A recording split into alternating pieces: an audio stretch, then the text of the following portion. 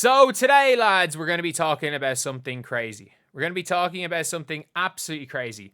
And this is from a video from Bleacher Report ranking the rookies and by a WNBA expert. And this is the phrase the WNBA expert. And again,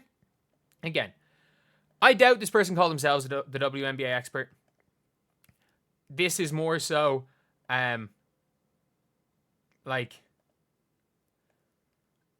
this is more so the reason why there's no point bringing any hate towards these people. Like, people can always misspeak, but like, this is just lying. There's a difference between misspeaking and completely lying. So this was said, like, this is a clip that I have, and let's take a listen. Other season, she's been flirting with 4 assists. And this past season, she also led the nation in assists with 4.6 assists. So Paige Bueckers led the nation in assists with 4.6 assists per game. She led the nation in assists with 4.6 assists per game. She was 63rd. She was 63rd. And not only that, not only did this person say that she led the nation in assists, they also said that I think they said this. I've seen someone say it, but I haven't seen the actual clip. I think she said Paige led the nation in assists as a freshman. She was 15th. But this was last season, so when Caitlin Clark was still in college, and Caitlin was 2 entire assists ahead of second place. And Georgia Amor was 4th. In her final year at Virginia Tech, she averaged 6.8 assists per game. And then led the nation. Georgia Amor led the nation assists with 6.8 assists per game. Then, last year, 6.9 assists. 6.9 assists per game. So 6.9 is definitely greater than the Paige Bueckers 4.5 that she talked about 30 seconds before this. But like, it is like, not only is it eradicating Caitlin Clark, it's eradicating Serena Sundell. Like, if you look at Paige Bueckers' seasons, or if you look at last season, Serena Sundell averaged 0.4 assists more than Georgia Amor, but nearly 3 assists more than Paige Bueckers. Yeah, 7.3 assists. You have to go all the way to, I think, is it 63? She's not in the top 50. I think she was 63rd in the nation in assists. And again, it's not saying Paige Bueckers is a bad passer, but like, when you're stating facts, you have to be correct. You have to be correct. You cannot make up facts. Like,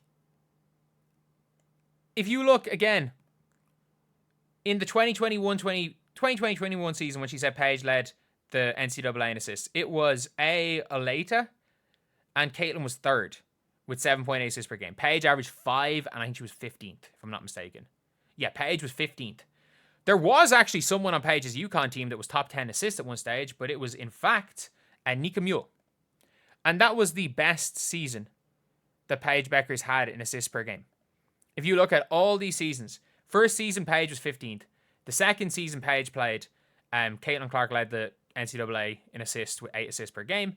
Paige did not play in 22-23, and in 23-24, Caitlin Clark is 2.1 entire assists ahead of Georgia Amor, who she said led NCAA in assists. An entire 2 assists more. And not only that, Georgia Amor is 2 assists more than Paige Bueckers this year. And apparently Georgia Amor didn't lead the nation assists. And it's like, genuinely, I stand by this.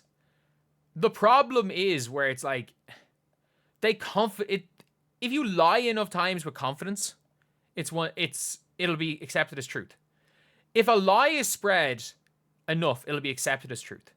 Which is why this thing has to be called out. This is a reputable network in Bleacher Report, a reputable basketball publication in Bleacher Report, stating that Paige Bueckers led the nation in assists twice in her college career. She has been top 15 once. She was 63rd last year when she led the nation assists. That Georgia Amor, who had more assists than Paige, did not lead the nation assists as well. And that Georgia Amor, who was 2 assists per game less than Caitlin Clark in 22 or 23-24, led the nation in assists. Georgia Amor, who has never led the nation in assists. And in fact, Georgia Amor's highest finish in assists was 3rd in this year. This year, 3rd in assists per game is the highest she finished, although was a lot closer to leading the nation assists being 3rd, being a half assist a game off, than being 63rd, but was an entire 2 assists per game off Caitlin the year before. And it is literally the media just lying. They are literally just lying.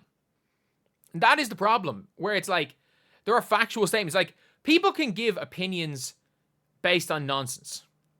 People can give opinions based on absolute nonsense. And that's fine. Like, everyone's entitled to their own opinions. People's opinions can be dumb. And nobody, by the way, is immune to having their opinions criticized, because people can have dumb opinions. I want 100% have some dumb opinions that especially in terms of basketball, that I stand on. Like, I stand on Boris Diaw deserved to be Finals MVP in 2014, and I will go to my grave making that argument. Like, there are things that people will say are crazy that are opinions, and you know what? Like, if you can actually justify your opinions with any sort of logic, normally I'm like, okay. But in a lot of situations when it comes to Caitlin Clark, the reason why people are like giving opinions in certain ways, and by the way, this has nothing to do with Caitlin Clark, but it's all just it's not even to prop up these players. It is like, I don't even know what it is. Like, the only person she was diminishing by saying Paige led the WNBA in assists was Serena Sundell.